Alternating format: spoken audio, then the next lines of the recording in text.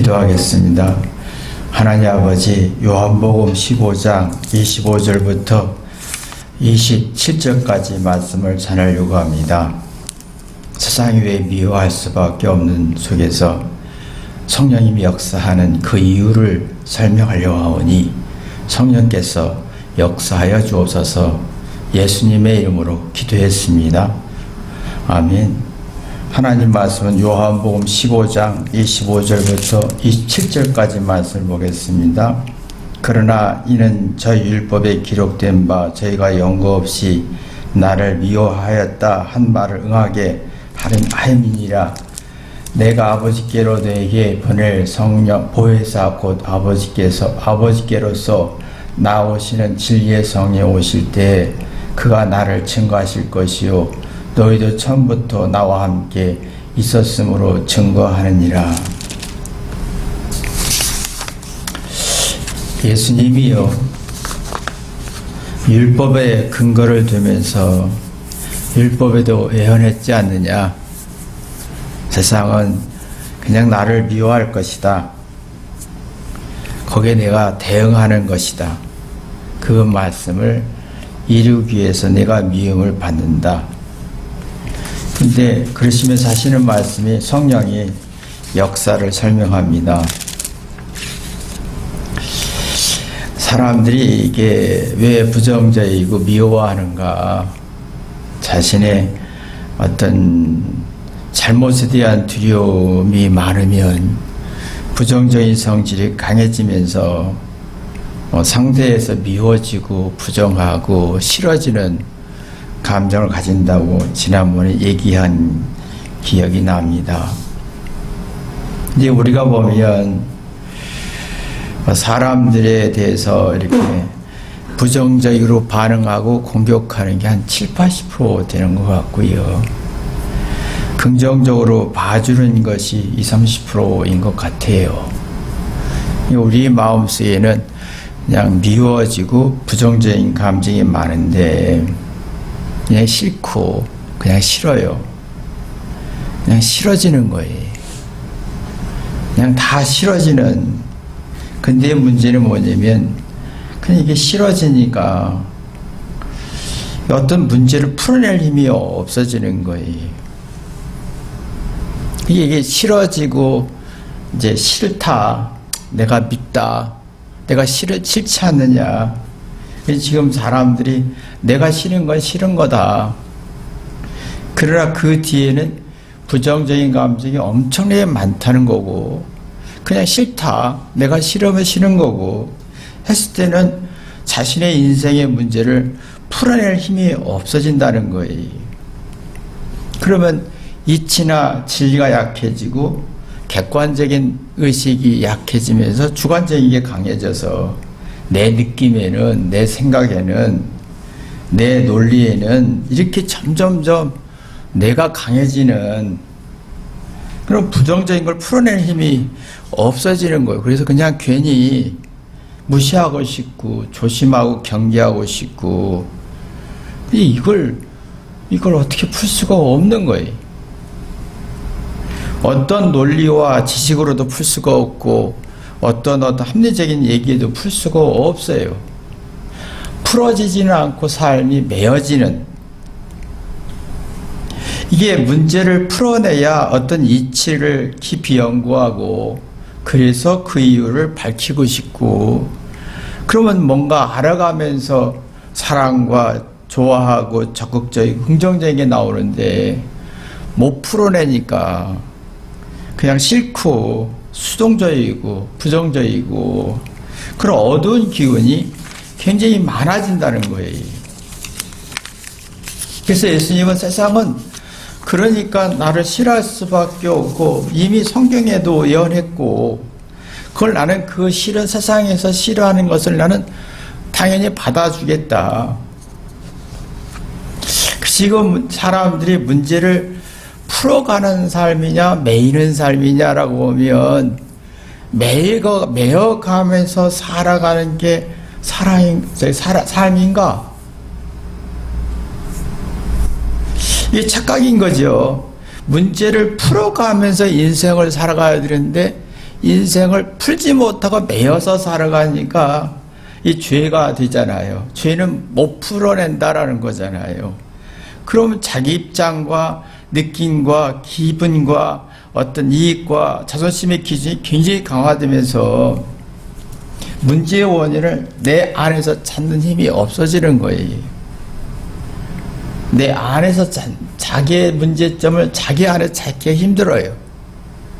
그래서 부모의 탓이나 아니고 정치나 사회나 환경과 조건과 상대 탓으로 돌리는데, 근데 이렇게 돌리는 능력은 굉장히 발전하고 있다는 거지요.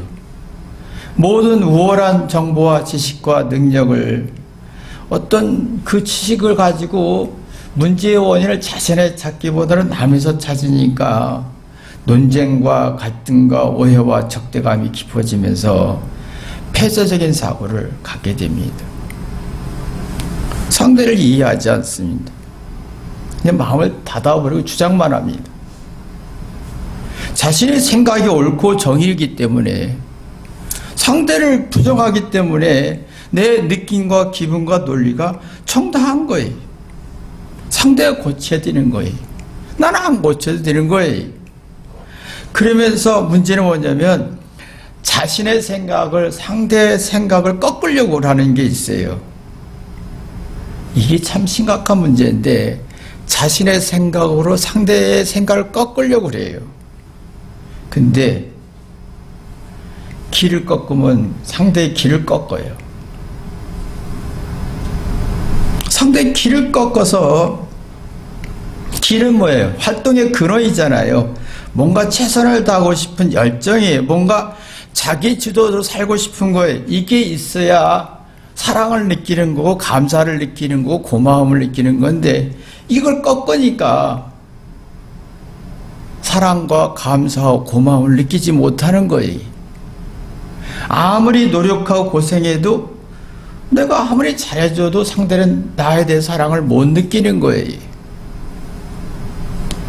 그러니까 이게 서로가 의기소침이 생겨서 뭔가 용기와 열정과 어떤 도전과 의욕이 꺾이는 가운데 사랑하고 좋아한다 하니까 이게 뭔가 혼란스러워지는, 그러니까 이걸 풀어내야 되는데 세상은 미워하는 것밖에 없으니까, 미워하는 성질이 강하니까 자신의 인생의 문제를 서로가 풀 수가 없어요. 의기소침이 되니까, 의기란 말은 기세죠. 적극적이고 열정적인 에너지인데, 이게 수동적으로 바뀌니까 풀 수가 없어요. 풀지 못한 가운데 사랑이고, 풀지 못한 가운데 열심히 살려고 하니까 부정적인 게 더 강화되는 거예요. 그 미움이 더 강해지지요. 문제의 원인을 찾을 수가 없어요. 그래서 성령님이 역사한다라고 했어요. 내가 아버지께로 너에게 보낸 보혜사 성령 곧 아버지께로서 오시는 진리의 성령이 오실 때에, 성령이라는 건 진리죠. 자 보세요. 우리 마음속에 미운 감정이 많잖아요. 그냥 싫은 감정이 많아요. 부정적인 감정이 많아요. 그러면 서로의 길을 꺾어버려요. 폐쇄적인 생각을 갖게 되고, 누구의 자기의 마음을 열려고 하지 않아요. 문제를 자기 안에 찾으려고 하지 않아요. 근데 이 속에서의 문제를 풀어갈 능력은 하나도 없고, 매이죠. 계속 말할수록, 설명할수록, 사건이 생길수록, 삶을 살수록 매여서 무거운 짐이 되는 거예요. 이건 어느 누구도 풀 수가 없어요. 아무리 잘해주고 희생하고 설명하고 설득해도 풀어낼 힘이 없어요. 자꾸 매이는 것뿐이에요. 그 성령의 역사는 뭐냐면 진리다라는 거예요. 진리를 눈뜨는 게 쉽지 않습니다. 이건 스스로 회개하는 것밖에 없습니다. 성령의 역사의 어떤 배경은요, 사랑으로 회개하는 어떤 자세가 있지 않으면 성령의 역사도 불가능합니다. 이게 이 사랑인데, 예수님의 십자가의 사랑을 보여주면서 내가 너를 위해서 죽었어, 고통을 당했어. 사랑이 주었을 때, 사랑을 인식할 때 회개하게 되고, 회개할 때 진리, 삶의 이치를 눈뜨게 되는 거예요. 자, 이게 참 중요한 핵심인데요. 그래서 사랑을 줬을 때 상대가 자기 죄를 뒤돌아보는 사람이냐. 이게 내가 내 인생의 문제를 매듭을 풀려고 하는 사람은, 성령이 역사할 수 있는 배경과 환경을 만드는 사람은 자기의 문제를, 자기의 죄를 먼저 보고 자기의 죄를 풀려고 하다 보면 자기 부정적인 감정에서 벗어나고 긍정적인 감정으로 바뀌면서 자신의 시행착오나 잘잘못과 장단점을 통해서 뭔가 깨달아지는 이치가 깨달아집니다. 그 의기가 살아나요. 기세가 살아나요. 뭔가 문제를 해결하고 싶은 용기가 살아나요. 근데 이 작업이 지금 핵심인데요. 사람이 사랑을 줬어요. 도움을 줬어요. 근데 이게 자존심의 이기적인 욕구로 가면 성령의 역사는 불가능하다는 거죠. 진리를 눈뜨는 건 불가능하니까 삶이 계속 매이고 꼬이고 복잡해지는 거예요. 그 사람들이 긍정적으로 생각하자 해서 기세가 사는 게 아니에요. 의기가 사는 게 아니에요.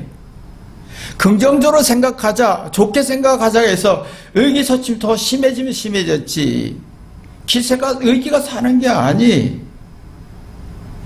그러면 사랑이 들어가면 회개가 들어가야 되고, 회개가 들어가면 성령의 역사에서 진리가, 그래서 그러면 이 이치 원리를 눈뜨면 의기가 사는 건데, 근데 이상하게 사랑을 줄수록 회개하지 않고 자존심이 세지니까 기가 사는 것 같은데 의기소침이 되는 거예요. 자신이 없어요. 수학을 이치를 알면 수학이 재밌어요. 푸는 재미가 있어요. 인생의 이치를 알고 삶의 이치를 알고 선악의 이치를 알면 삶이 뭔가 풀어가는 재미가 있어요. 그러니까 이게 세상은 악하기 때문에 죄로 인해서 자기 잘못과 부족함을 풀 수가 없는 구조로 하기 때문에 부정적이다. 부정적이면 자꾸 누구를 미워할 수밖에 없고, 그 미워할 수밖에 없으면 삶을 풀어갈 수가 없다. 이치가 없고 자기 기분이 전부이고 뭔가 이게 불완전하다 이거예요. 그러면 진리가 없으면요, 사람이 이게 있습니다. 자기 기분과 느낌과 이익과 자존심에 의한 기준이 굉장히 강하거든요. 근데 문제의 원인을 이게 찾는 데 있어서 자기 안에서 못 찾으니까 폐쇄적인 생각을 갖게 되잖아요. 근데 폐쇄적인 생각을 가져지면 자신이 우월하고 맞다는 근거가 10%의 수준밖에 안 됩니다. 이 10%의 수준 가지고 문제를 이해를 하려고 하니까 억지가 나오고 적대감과 억울함이 나오고, 그러니까 이게 뭔가 안 풀어지는 거예요. 그러니까 이게 풀는 능력이 없어요. 지금 사람들이 말을 할 때나 보나 모두 환경이 다 10%의 수준에서 얘기합니다. 10%의 수준에 맞는 말 가지고 그러면 90%의 문제점을 감춰버리죠. 그러면 90%의 내적인 잘못의 문제를 못 풀어내니까 매이는 거예요. 유튜브도 보면 제가 이렇게 자세히는 잘 안 봅니다만 보면 막 굉장한 얘기를 하죠. 막 자극적인 문자가 나와요. 막상 들어보면 10%의 영이 그럴 수 있는 내용인 거예요. 그럴 수 있는 10% 수준인 거예요. 근데 이 단어들을 보면 참 무서운 게 배신의 아이콘, 한국에 맡기지 않았더니 중국에 맡기니까 그렇지, 이런 식으로 배신의 아이콘이고 망했다, 큰일 났다, 끝났다, 강한 부정이 나오는 거예요.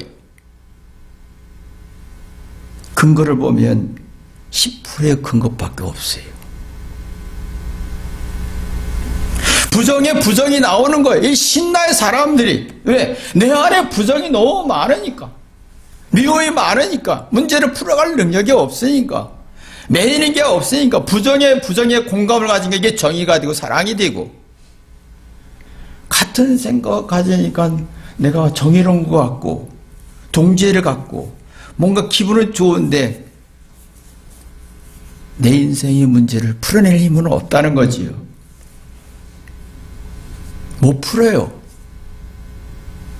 사람들이 대화할 때 보면 자기의 말하고 주장하는 게 10%의 긍정적인 것 가지고 내 100%의 긍정적으로 착각합니다. 근데 문제는 뭐냐면 자기 인생의 문제를 못 풀어낸다는 게 문제점이죠. 음료수도 사실은 이걸 먹으면, 이 약을 먹으면 뭐 치료하게 된다, 뭐 굉장히 건강한 것 같지요. 10%도 안 됩니다. 적어도 50% 효력이 있어야 뭔가 이 효력이 있어 믿을 만한데, 광고는 10% 가지고 유명한 연예인이나 뭐 인기 있는 사람을 섞고 화려하게 만들어서 10% 가지고 100% 만듭니다. 먹어본들 효과가 없지요. 실망과 좌절 속에서 불신이 강해지니까 TV 광고를 신뢰 안 합니다. 그러니까 사람들의 마음속에 점점 이게 못 풀어가니까 신경을 내고 안 내고, 내가 믿을 수 있는 건 10% 수준에서의 긍정적인 거 믿으니까 나머지 90% 못 풀어내니까 이 속에는 부정적인 많아. 그냥 싫어진, 매이는 거예요. 진리가 이치가 없어요. 내 기분이 이치예요. 내 느낌이 이치예요. 내가 들은 게 이치예요. 풀 수가 없어요. 자기 인생에 못 풀면 개인적인 감정에 들어갑니다. 난 슬프다, 죽고 싶다, 외롭다, 그럴 줄 몰랐는데 하면서 내가 얼마나 그랬는데, 희생적이었는데 라고 개인 감정에 들어가는데, 이게 그 개인적인 감정이 들어간다고 해서 자신의 외롭고 불안한 것을 풀 수 있느냐 이거예요. 못 풀어요. 그러니까 마음이 뭔가 찜찜해지는 거예요. 뭔가 찜찜해지는 시간을 보내는 거예요. 그래서 예수님이 성령이 역사하면, 이제 사랑이, 예수님이 성령이 역사할 때 전에 시작된 게 뭐냐, 예수님이 십자가 희생을 설명합니다. 내가 십자가 희생을 회개하고 십자가에 희생을 하고 그 다음에 성령의 역사기를 설명하지요. 사랑이 들어갔을 때 회개하는 사람에게는 성령이 역사하게 되지요. 내가 누구에게 사랑을 줬을 때 그 사랑으로 회개하는 사람은 진리를 눈떠요. 근데 우리가 부정적인 성질이 많은 사람은 사랑을 줄 때 회개 안 합니다. 그럼 이치를 눈뜨지 못해요. 이치를 눈뜨지 못해요. 그럼 10%의 긍정적인 거 가지고 전부라 생각하죠. 그럼 나머지 90%는 내 부정적인 성질을 해결할 수가 없어요. 그 매이는 거예요. 우리가 보면요, 전반적이라는 단어가 있습니다. 전반적이라면 신뢰가 시작되는 거예요. 50% 이상의 근거가 있어야 되는데 50%의 근거가 빈약한 거예요. 그래서 뭔가 50%의 가능성을 보면서 이게 뭔가 문제를 풀어가는 에너지가 필요한데, 이게 사랑을 줬을 때 회개하는 사람은 깨닫게 되고 깨달음이 50%를 느끼는 거예요. 아, 그래서 이럴 수 있겠구나. 그래서 이럴 수 있겠구나. 그럼 나머지 50%는 자기가 도전하고 겪으면서 뭔가 이겨내는 것 속에서 나오는 50%가 확신을 갖게 되는 거지요. 그래서 성령의 역사라는 건요, 진리예요. 진리가 들어가면 남 탓하지 않습니다. 자기 잘못, 부족함, 단점을 내 안에서 찾지요. 그러면 잘못을 내 90% 내 안에 찾으면 문제가 하나하나 풀리지요. 이게 내 인생의 문제를 풀어낼 때 나를 보호하고 사랑을 느끼는 겁니다. 이게 도리예요. 근데 이걸 못 풀어냅니다. 똑똑한 말을 합니다. 맞는 말을 합니다. 10% 수준이에요. 전반적으로 볼 능력이 없어요. 주관적인 성질이. 그러면 이게 사람이 자꾸 10% 가지고 뭔가 자꾸 주장하고 90% 감추려고 하면 신기일전이 안 되는 거예요. 그러나 내가 회개하다 보면 그래서 전반적인 깨달음이 있으면 신기일전에 대해서 내가 50%의 나머지를 뭔가 해결하고 싶어지는 동기부여가 생기는 거예요. 슬픔과 괴로움 속에서 벗어나고 뭔가 생각이 움직이는 거예요. 마음의 효율이 생기는 거예요. 근데 이게 지금 사람들의 마음속에 결핍됐다는 거지요. 이 성령은 역사합니다. 우리 마음에 깨달아지면 마음이 풍요로워지면서 사랑과 은혜를 느낍니다. 사랑과 은혜를 느끼면 지혜가 나와요. 아, 그래서 지혜는 뭐예요? 지혜는 선악과 복과 저주와 잘잘못을 객관적으로 전반적으로 볼 수 있는 눈이에요. 보이면 뭘 어떻게 해야 할지 의지가 나오게 되죠. 문제를 풀어가는 능력이 나와요. 총명은 뭡니까? 문제를 풀다 보니 과거의 시행착오나 잘잘못이 경험했던 것들이 뭔가 결과들이 이렇고 저렇고 하는 뭔가 있는 거예요. 풀어낸 것이 있는 거예요. 이게 통찰력인 거예요. 이게 우리 안에서 점점점 나와야 된다. 세상은 공격한다 이거예요. 부정적으로 이미 악하기 때문에 부정적으로 미워하고 싫어하고 공격할 수밖에 없다. 그러나 내가 이걸 맞이할 준비가 됐느냐. 성령께서 역사하셔서 역사할 수 있도록 예수님의 사랑으로, 상대의 사랑으로 회개해서 이 진리를 눈뜰 수 있는 힘이 있느냐. 이게 힘이죠.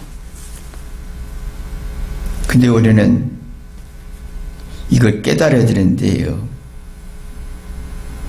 이걸 못 깨달아요. 사랑을 준 만큼 자존심으로 발전해요. 당연하지. 회개하지 않아요. 도움을 주는 만큼 회개하지 않아요. 희생하는 만큼 회개하지 않아요.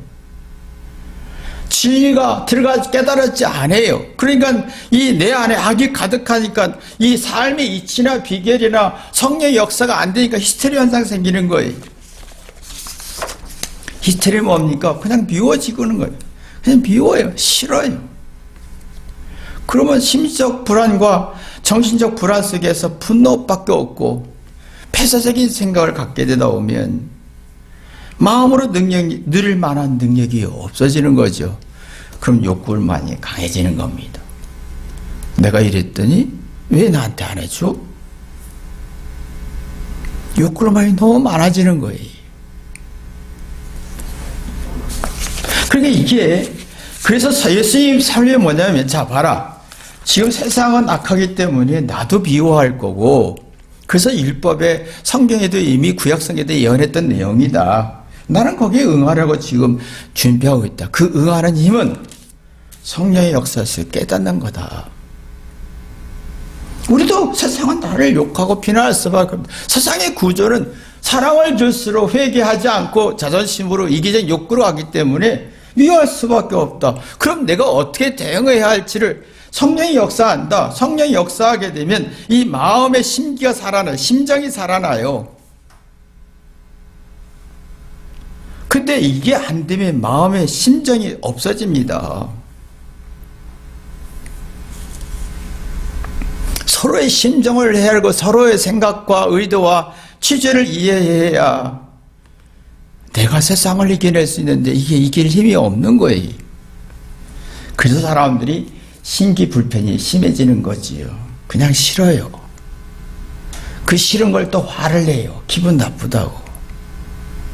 세상은 나를 싫어합니다. 그럼 내가 그것을 싫어하는 것을 성령의 역사 속에서 내가 발전하느냐, 지혜와 총명으로 발전시키는 거냐? 그게 없다면 우리는 세상의 싫은 세계의 지배를 받게 되지요. 그럼 마음이 안 살지요.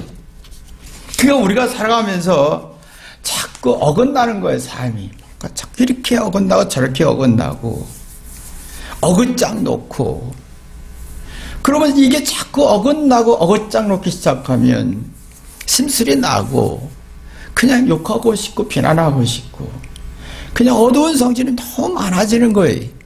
그냥 싫은 게 많아지다 보면, 이 폐쇄적인 삼각 속에서 패착이 돼요. 선택. 망하는 수를 선택하게 되는, 자기 인생, 자기 영혼을 죽는 수를 선택하는 거예요. 그냥 묻지 마. 부정하고 비호하고 신경을 내고 나를 괴롭히는 거고, 상대의 길을 꺾고 싶은 거예요. 상대를 길을 꺾고 싶은 거예요. 자기 생각대로 상대를 좌우하지 하고 싶어 한 거예요.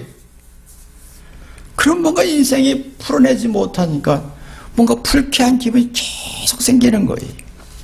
어둡고 불쾌한 기분이 생기면서 모욕감을 쉽게 느껴요. 무시받았구나, 무시했구나. 심지어 의식 속에 성신적 불안심해지니까 자꾸 내 기분에 의해서 하나님의 뜻을 설정하는 거예요. 너무 악한 거죠.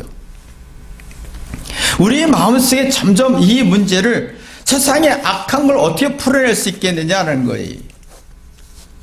그래서 성령님이, 예수님이 이게 참 세상에 미워하는 걸 어느 누구도 풀 수가 없다. 이거 어떤 설명을 해도, 어떤 증거를 보여도, 희생을 해도, 뭔가 이게 어떤 좋은 환경을 주어도 풀 수가 없어요. 소원을 들어주고 응답하고 뭔가 욕구를 들어줘도 풀 수가 없어요.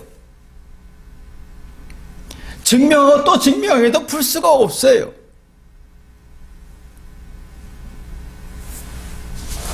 단 풀 수 있는 건 성령의 역사다. 예수님의 사랑을 아는 사람은 회개하게 돼서 깨닫게 된다. 깨닫는다. 이치를 눈뜬다. 삶의 이유와 원인을 안다. 이 깨달아야 우리가 인생을 풀 수가 있는데, 우리는 깨닫는 것을 원치 않지요. 왜요? 내가 깨달으면요,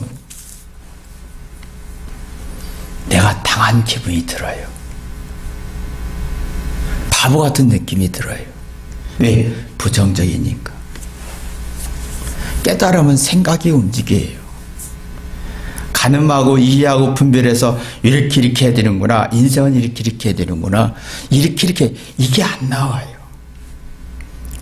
이 극복할 능력이 없는 거죠. 그냥 생각하기 싫어요. 그냥 기분대로 살고 싶어요. 그래서 예수님이 성령의 역사하면 깨우침을 있고, 내가 생각이 움직이다 보면 막 생각이 다 동기부여가 생기는 거예요. 신기일전이 되는 거예요. 뭔가 이래야 되나? 이래야 되나? 이렇게 살다 보면 내 육신이 후패지고 낙심해지는 두려움과 불안 속에서도 뭔가 새로운 기운이 나오는 거지요. 그러면 내가 늙고 취해져도 천국이 보입니다. 이 눈이 열려야 된다 이거예요. 이런 증거가 내 안에서 있어야 된다는 거죠. 27절에 너희도 처음부터 나와 함께 있었으므로 증거하였느니라. 이런 증거들이 예수님께서 설명했는데, 그 설명이 내 안에 실제적으로 느끼고 경험하고 눈뜨야 된다는 거예요. 누가 설명해 주지 않습니다. 제가 살아보면서 목표하면서 느껴지는 건요, 내가 설명하고 희생하고 노력하고 아무리 해도 본인이 자기 잘못을 통해서 회개하지 않으면 설명이 안 되더라고요. 성령의 역사할 수가 없어요. 이치가 눈 떠지지 않습니다. 증거는 내 안에서 회개할 때 나오는 거예요. 우리가 이 자녀들에게도 이런 역사 있어야 됩니다. 지금 막 부모들이 설명하고 설득하고 증거를 보여주고 막 하잖아요. 근데 그 자들은 회개가 안 되면 기가 꺾여요. 기가 빠져요. 그래서 막 성질 내는 거예요.